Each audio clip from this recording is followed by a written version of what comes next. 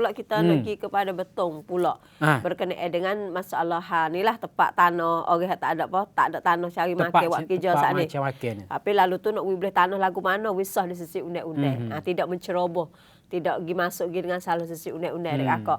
Maka pihak DSI saat ni pun berkecek berkira dek akak. Dengan unit kerja bersakut pak ni segera untuk nak tolongnya adik kakak kampung daerah Betong Wilayah Jalan. We ada tanah untuk buat makan bukan makan itu dah.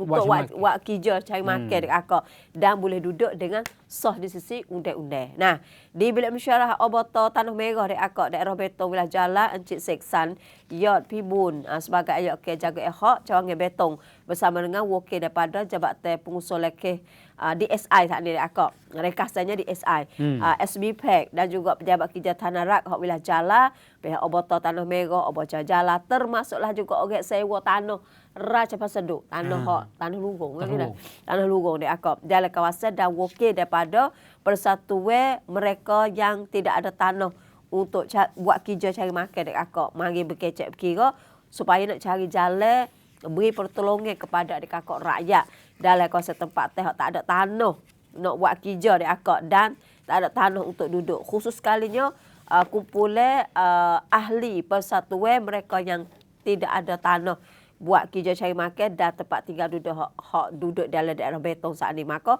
hantar surat wak rayuan pergi kepada Pantemurut Ektor Wisot Song Menteri Kementerian Keadilan.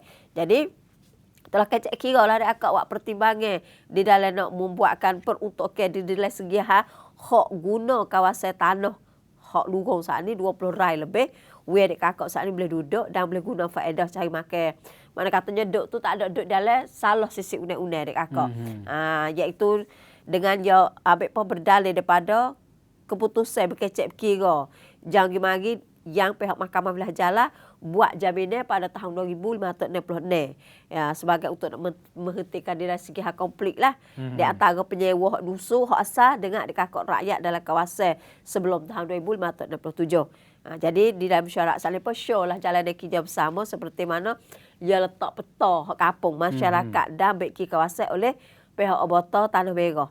Lepas tu pembangunan rakyat asas seperti mana jalan dan juga sistem kemudahan awam oleh pihak Obata Jalan. Manakala bagi Kerum Tanah Rak saat ni ia nasihat cara undang-undang dan peraturan. Jadi walaupun tak dapat menentukan masa boleh masuk duduk dengan secara cerak lagi tu adik akak, tetapinya proses kerja saat ni mulai jalan ke arah yang baik dan dapat kerjasama daripada setiap bahagian. Bos sudah siap mesyuarat saat ni kita tengok buhok adik kakak kampung we bunga dah ni.